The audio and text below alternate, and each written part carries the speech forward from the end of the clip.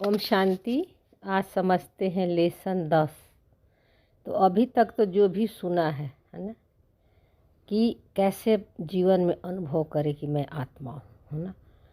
तो अभी तक जो भी आपने सुना होगा, है ना, कि आत्मा का स्वधर्म क्या है और मन का स्वधर्म क्या है, और सारा ज्ञान किसको दिया जा रहा है, मन को बाबा दे रहा है ना। आत्मा तो है ही सत्य, केवल उसको जागना था अपने सत्य से, है ना, उसको अपने ट्रूथ को जानना था। तो बाबा जगा के उसको मन और मन से अलग करके उसको सत्य को दिखाता है ना, कि देखो तुम साइलेंस हो और जो मन में आ रहे हैं वो सब तुम नहीं हो। ये थोड़े समय के लिए करते हैं ताकि अपनी सत्य की अनुभूति हो जाए, है ना। तो बाबा ने सारे सब्जेक्टों में 4 सब्जेक्ट दिया है ना। मुरली में बाबा का क्या है, 4 सब्जेक्ट है, जिसमें पहली है क्या है, ज्ञान, है ना। और आत्मा क्या है, ज्ञान स्वरूप है ना। ज्ञान योग धारणा सेवा है ना। तो जैसे पहली है ज्ञान स्वरूप, ज्ञान मतलब समझ, है ना। आत्मा को परमात्मा से समझ मिल गई, हाँ, कि मैं कौन हूँ और कौन नहीं हूँ। यानी साइलेंस में रहने का उसको अपने सत्य की स्मृति जाग गई, है ना, कि मेरा नेचर ही है साइलेंस। और मन में कितने भी शांति अशांति हो रहे हैं, मेरी शांति कम या ज़्यादा नहीं हो सकता, है ना। ये आपको सबसे पहले पक्का करना है ना, कि मैं हूँ ही आत्मा और परमात्मा के साथ कंबाइंड हूँ। बाबा मेरे साथ है, मन कुछ भी बोले उसकी नहीं सुननी है, ये पक्का निश्चय है ना। अगर व्यवहार में भी आ जाते हैं तो कई बार जो कुछ भी रिएक्ट हो जाता है, उसके बाद भी आपको बैक हो जाना है एकदम, और अपने साइलेंस में आ जाना है। शुरू में सभी के साथ होता है और लास्ट तक भी होता है, लेकिन अपना सत्य का सीट नहीं छोड़ना है। जिसको बाबा क्या बोलता है, निश्चय बुद्धि, कि मैं हूँ ही परमात्मा समान। हमें हमारे अपने सत्य से और परमात्मा से कोई अलग नहीं कर सकता। तो अब आपको निराकार स्थिति, है ना, का अनुभव साकार में रहते हुए करना है ना। यानी माइंड बॉडी में रहते हुए आपको अपनी निराकार की अनुभव करना है ना। तो आपको पुरुषार्थ यानी पुरुष अर्थ में टिककर अपने सत्य पर लाइट शाइन करना है, हाँ। यानी बीज रूप स्थिति जो परम धाम की स्थिति है ना। बॉडी में क्या वहाँ क्या दिखाया गया है ना। वहाँ बॉडी थॉट, है ना, कोई भी कर्म इंद्रियाँ कुछ भी नहीं है, मन बुद्धि संस्कार भी नहीं है ना। आत्मा की वहाँ परम धाम में कोई कहानी नहीं है ना। और ये सब मन की कहानियाँ होती है, क्योंकि संसार की सारे जन्मों की कहानी मन में रिकॉर्डिंग है, और आत्मा सिर्फ मन की शक्ति देती है, जिसे मन में विचार शुरू हो जाता है। तो यहाँ से समझना है कि जो मन में विचार आ रहा है वे मैं नहीं हूँ। बाबा कहता है ना कि जीवन में रहते हुए जीवन मुक्ति का अनुभव करनी है ना। तो मन में तो बहुत संकल्प चल रहा है ना। शांति संकल्प चल रहा है, शांति तो अनुभव हो ही नहीं रहा है, क्योंकि मन का काम ही है सोचना, है ना। हम संकल्प क्रिएट भी नहीं करते हैं, लेकिन मन में आ ही रहे हैं संकल्प, है ना। बहुत व्यर्थ भी आ रही है। तो आपको क्या करना है, उसे पावर नहीं देना है, उसमें मैं और मेरा नहीं लगाना है ना। और जो भी विचार मन के अंदर आ रहा है उसको किसी को हटाना है, न मिटाना है ना। ना एक्सेप्ट करना है, ना उसको रिजेक्ट करना है। तो उसको देख, जब इस तरह आप देखेंगी तो आपको अपने साइलेंस का पता चल जाएगा, है ना। क्योंकि बाबा के साथ बाबा बोलता है ना कि बाबा के साथ जो आत्मा कंबाइंड है ना, यानी वो आत्मा बाबा जैसा साइलेंस है, वैसे साइलेंस की अनुभव करेगी। क्योंकि ब्राह्मण जीवन का क्या श्रृंगार है, साइलेंस। उसका क्या अलंकार है, साइलेंस, है ना। साक्षी दृष्टा यानी साइलेंस। मन बहुत कुछ बोलेगा, बॉडी भी खींचेगी, लेकिन आपको अपना साइलेंस का सीट नहीं छोड़ना है। आकाश बन जाना है, जितना ज़रूरत हो, है ना। जितना ज़रूरत हो, है ना, जो संकल्प की, जो विचार की, जो आवश्यक है उसको सिर्फ यूज करना है, लेकिन कर्म योगी बनकर अपने सत्य के सीट से को नहीं छोड़नी है। मतलब बोलते समय भी अपनी अटेंशन स्वयं पर। तो कम से कम हमें क्या करना है, वाणी में आना है ना। तो इससे क्या होगा, मन का जो भान है ना, और अभिमान जो बॉडी की आती है ना, ये धीरे धीरे कम होने लगते हैं, मर्ज होने लगते हैं। और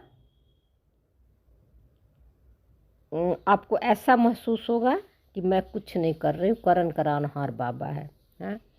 बस आपको कर्म में मैपन की भान नहीं होना चाहिए, अपने को निमित्त समझ के करना है। तो आत्मा जब मन के संकल्पों पर लाइट शाइन नहीं करती है तो संकल्प भी कमज़ोर होने लगता है, मन का भी इंटरेस्ट संकल्पों में कम होने लगता है ना। वो विचार कमज़ोर होते हैं, यानी मन भी निराकार हो जाता है। मन बुद्धि संस्कार तीनों प्योर हो जाते हैं। आत्मा सत्य है, फिर इनको सत्य के साथ रहना इनको भी अच्छा न लगने लगता है। शुरू इसी को बाबा क्या कहता है, डेड साइलेंस, है ना। जीवन में रहते हुए विचारों पर को देखते हुए, है ना, कि मैं इन सारे विचार, सारे संकल्प, सारे थॉट, सारे फीलिंग के पीछे कौन हूँ, साइलेंस बीइंग हूँ। तो ये जीवन में रहते हुए ये आपको अनुभव होना चाहिए, है ना। इसी को बाबा के शब्दों में कहते हैं कि बाबा करण करावनहार है ना। जैसे बाबा अकर्ता भोगता है, वैसे आत्मा भी अकर्ता भोगता है। क्यों? क्योंकि वो अपने साइलेंस के सीट पर बैठी हुई है और सारे कर्म अपने आप ऑटोमेटिक होते रहते हैं। उसे लगता है कि मैं कर रही हूँ, मैं जा रही हूँ, मैं आ रही हूँ, मैं बोल रही हूँ, ये सब रिकॉर्डिंग फिक्स है। पर आत्मा लाइट शाइन करती है ना, क्योंकि आत्मा जीवात्मा है ना, कॉन्शियस है ना। तो कॉन्शियस जहाँ भी अपनी लाइट शाइन करेगी, है ना, उसमें पावर आ जाती है ना। इसीलिए आत्मा कॉन्शियस है और संकल्प है, एनर्जी है ना। तो जिस एनर्जी पर आत्मा लाइट शाइन करेगी, उसे पहचान बना लेगी, वही एनर्जी, वही संकल्प बाहर में आपको क्रिएट होगा, है ना, प्ले होगा। अगर आत्मा उसमें मैं और मेरा नहीं लगाएगी, सिर्फ अनुभव करती है, देखती है, तो वो संकल्प फिर धीरे धीरे मर्ज होते हैं, उनको उनमें लाइफ नहीं होती है ना, क्योंकि आत्मा ने उसको पावर नहीं दी। तो अब मन बुद्धि संस्कार, है ना, आपका फिर तीनों प्योर होने लगेगा, है ना। तो ऐसे ही समझ, हाँ, आप रखेंगी तो आपको आत्म जागृति का अवश्य अनुभव होगा कि मैं आत्मा हूँ, है ना। तो इसको समझने के लिए, है ना, आपको सारा दिन में क्या करना है, कैसे विचार चलाना है, क्या बनकर रहना है आपको, है ना। क्योंकि प्रैक्टिकल जीवन में है, परिवार में है, तो सारे कर्म तो करना ही पड़ता है ना। तो जैसे पहला स्टेप आकाश और बादल का है ना। अपने को और आपको अपना साइलेंस और परमात्मा के साथ कंबाइंड का अनुभव होगा। पहला स्टेप अगर साक्षी दृष्टा का पाठ होगा आपका, तब, है ना, आकाश और बादल बनकर जो भी संकल्प आ रहे हैं मन में, आत्मा के अंदर अंदर आ रहे हैं। अब मैं हूँ तो ये सब आ रहे हैं, इनको ना हटाना है ना मिटाना है ना, ना रिजेक्शन करना है ना इनको एक्सेप्ट करना है ना। इनके पीछे मैं साइलेंस बीइंग हूँ, है ना। संगम युग पर आत्मा का सिटी है साइलेंस, है ना। आत्मा सभी अनुभवों को प्रकाशित कर रही है, सिर्फ अनुभव कर रही है ना, लाइट बनकर। और जिस संकल्पों पर आत्मा लाइट शाइन करेगी, यानी मैं और मेरा लगाएगी, वैसी दुनिया आत्मा अपने लिए क्रिएट कर लेती है।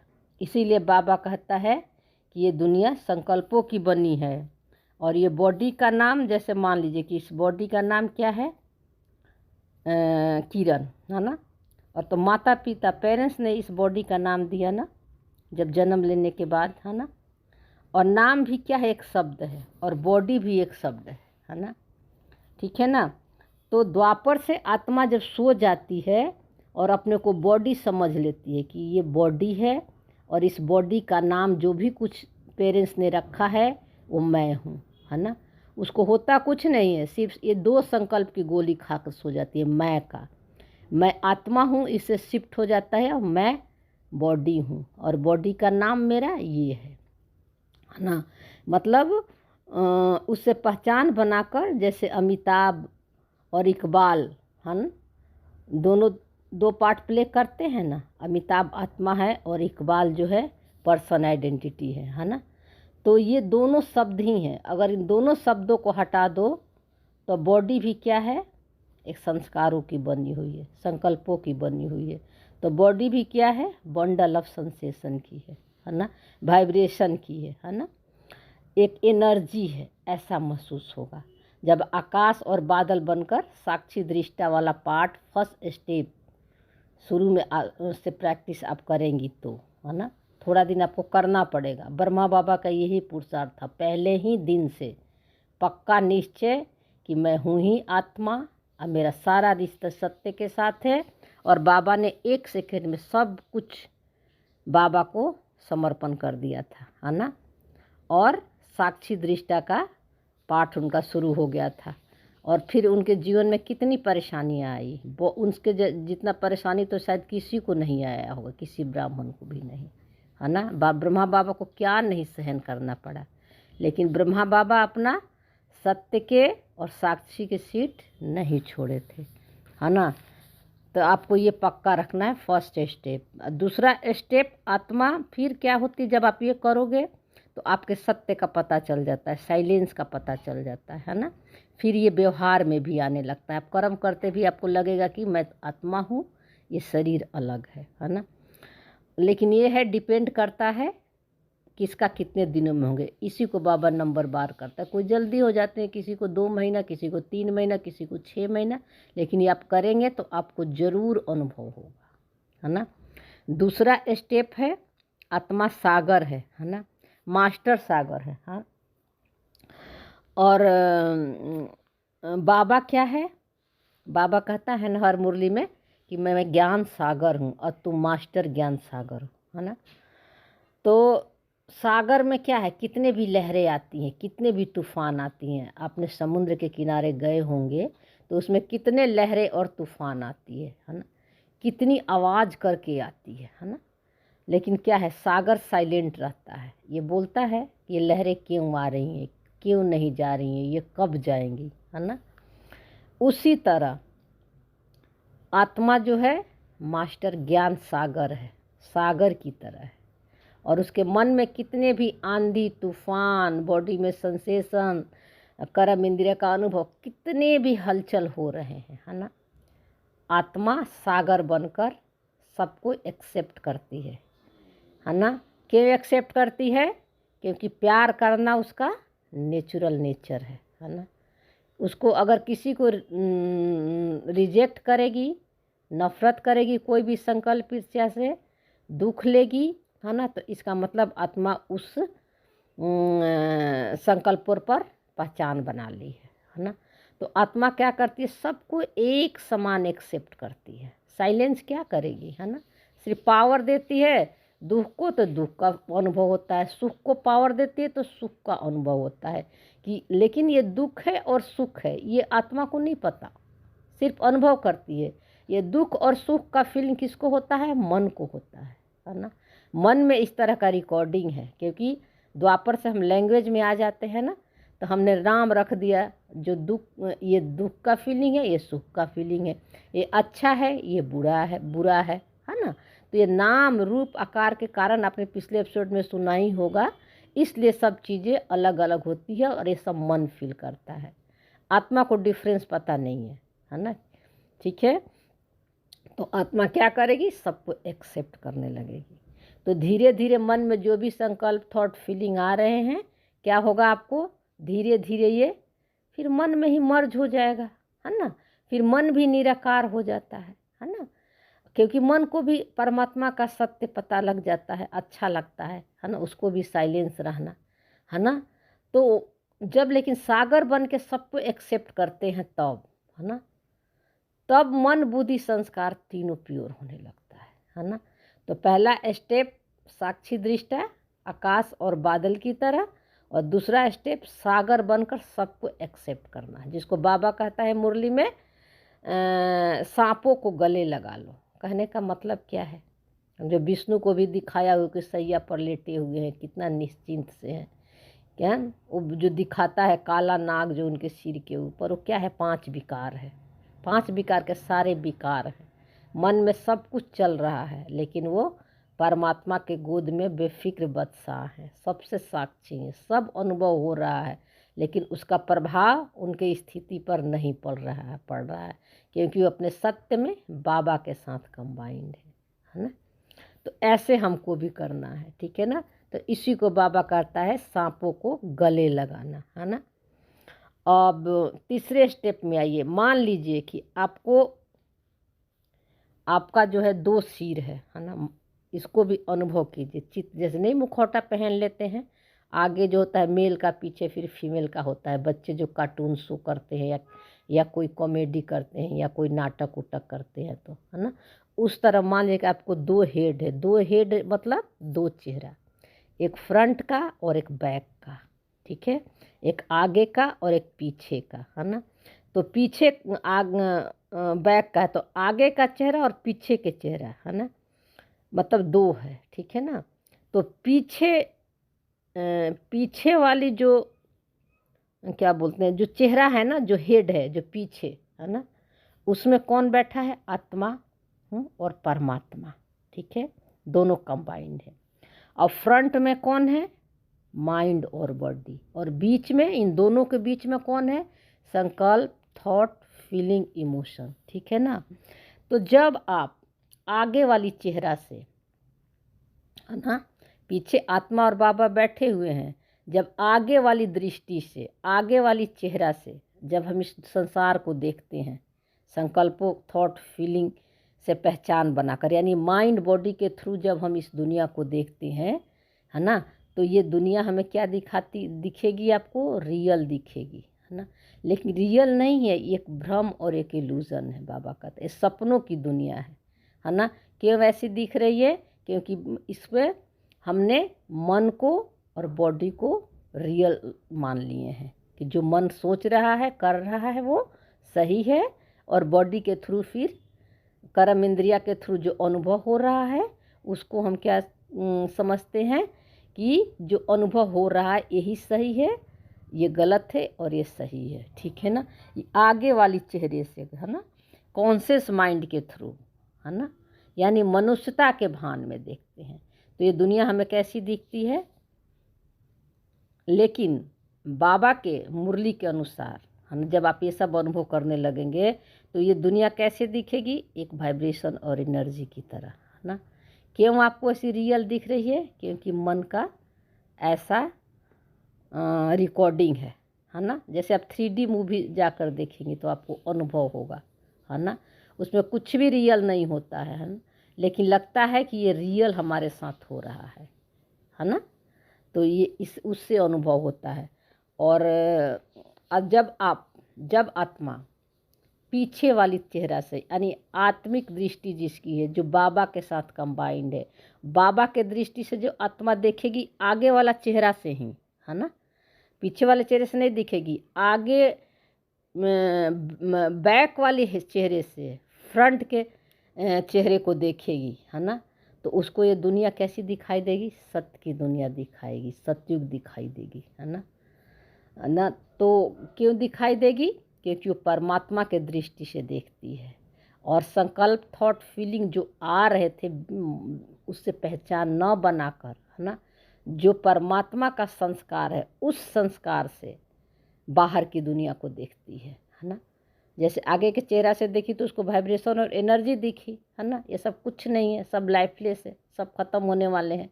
जो आज है वो ख़त्म होगा, वो भ्रम की ही दुनिया होती है, सपनों की ही दुनिया होती है।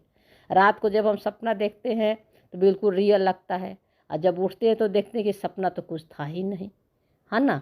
तो रात को देखते हैं, और जब हम माइंड बॉडी से पहचान बना लेते हैं ना, उसी तरह ये दुनिया भी सपनों की ही दुनिया है, जो जिस तरह रात में देखते हैं सोते समय, है ना।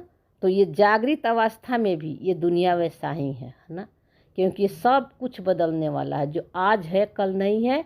तो ये जो है ना सपनों की दुनिया, वो सत्य नहीं है ना। और आत्मा परमात्मा दो सत्य हैं। इसीलिए आत्मा जब अपने पुराने स्वभाव संस्कार माइंड बॉडी से डिटैच हो जाती है, मैं मेरा भान जीरो हो जाता है, बिल्कुल ख़त्म हो जाता है, जीरो पहचान हो जाती है अपने संकल्पों से, तो आत्मा को ये दुनिया वाइब्रेशन और एनर्जी की ही दिखती है ना। तब उसका जो पाठ खुलता है, सत्य का पाठ खुलता है सतयुग में, है ना।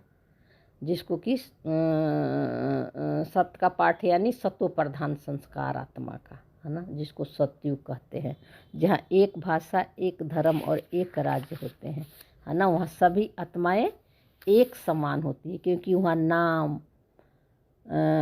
नाम और ये क्या है, रूप, आकार, कलर वहाँ नहीं है, कुछ भाषा ही नहीं है। वो साइलेंस की दुनिया है, वो संकल्पों की दुनिया नहीं है ना। द्वापर से संकल्पों की दुनिया शुरू हो जाती है ना। और सतयुग त्रेता साइलेंस की दुनिया है। तो साइलेंस में कोई लैंग्वेज नहीं है। तो लैंग्वेज नहीं है तो वहाँ सब चीज़ें जो है ना, ये वहाँ पर ये नहीं है आपको पता चलेगा कि ये पेड़ है, ये पौधा है, ये टेबल है, कुर्सी है, सब एक समान प्रकृति आत्मा, है ना। और सारी आत्माएं एक समान, है ना, क्योंकि सब सारी वहाँ पर जो भी आत्माएं हैं अपने सत्व प्रधान संस्कार में हैं, अपने स्वधर्म में है ना। माइंड बॉडी का वहाँ जीरो पहचान है। इसीलिए वहाँ पर एक धर्म, एक भाषा और एक राज्य होता है। शरीर भी सत्व प्रधान, प्रकृति भी सत्व प्रधान और आत्मा भी सत्व प्रधान, है ना। क्योंकि वहाँ जब संकल्प ही नहीं है तो सारी काम ही खत्म, खेल ही खत्म है ही। हम सब एक समान, है ना। सब वहाँ मेरापन और मैं, ये दोनों शब्द है ही नहीं। मैं शब्द कब शुरू हुआ? द्वापर से शुरू हुआ पहला शब्द, और यहीं से प्रॉब्लम शुरू हुई, है ना। तो अगर जागृत होकर देखेंगे, है ना, आने वाली चेहरा को, तो ये दुनिया जो है ना आपको गोल्डन युग के दिखेगी, है ना। गोल्डन एज दुनिया दिखेगी आपको। हाँ, अगर अपने सत्य को भूलकर नाम रूप से इस दुनिया को देखेंगे तो द्वापर और कलयुग की दुनिया दिखेगी। यानी आत्मा अपने लिए द्वापर और कलयुग की दुनिया क्रिएट कर रही है ना। मनुष्यता के भान में देख रही है ना। संकल्पों से पहचान बनाकर देख रही है इस दुनिया को, है ना। तो वो अपने लिए कलयुग क्रिएट कर रही है ना। इसीलिए और दूसरा जन्म क्या, और दूसरा जो है बाबा के दृष्टि से देखेगी इस दुनिया को वाइब्रेशन और एक एनर्जी के रूप में, तो ये दुनिया कैसी दिखेगी? सतयुग दिखेगी, गोल्डन एज दुनिया दिखेगी, है ना। इसलिए कहते हैं कि एक जन्म यहाँ हो गया, है ना। ज्ञान से संगम युग पर जो है ना, ज्ञान से एक जन्म आत्मा का हो जाता है। यानी पहला सतयुग उसका यहीं शुरू हो जाता है ना। क्योंकि साक्षी दृष्टा का पाठ यहीं से शुरू हो जाता है, माइंड बॉडी से डिटैच होने का। अब आपको जागृत होकर बाबा के साथ इस दुनिया को, इस दुनिया के खेल को, मन को देखना है कि सारी दुनिया हमारे अंदर ही है, आत्मा के अंदर, मन में ही है सारी रिकॉर्डिंग, बाहर कुछ है ही नहीं, है ना। तो इसलिए संकल्पों से पहचान न बनाकर बाबा के संस्कारों पर लाइट शाइन करना है अभी संगम युग पर, है ना। तो जब धीरे धीरे आपकी अवस्था फिर आत्म अनुभूति की होने लगेगी, ठीक है ना। तो ये 10वां लेसन था, और उम्मीद है कि आपको अनुभव ज़रूर होगा अगर आप इसका ध्यान से समझेंगी, है ना। क्योंकि अनुभव बेस पर ये आपको बताई है, ठीक है ना। इसी हिसाब से ये करती है ना, कि मैं हूँ ही बाबा के साथ।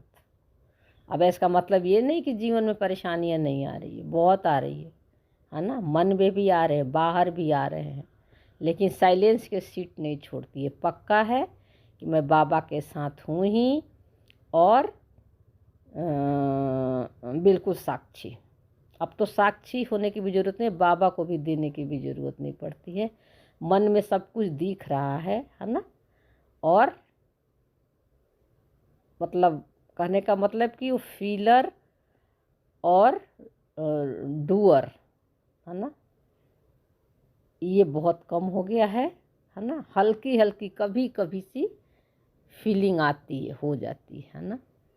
ठीक है, जजमेंट भी बिल्कुल ख़त्म कि ये गलत है ये सही है, जो हो रहा है सब सही है, पूरा 100% एक्सेप्ट जो हो गया है ना।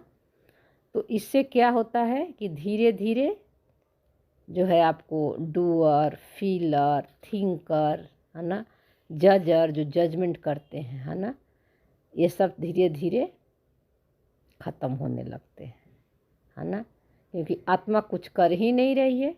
फिर लास्ट में आपको पता चलेगा कि मैं और बाबा दोनों एक ही हैं, परमात्मा है और मन है ना।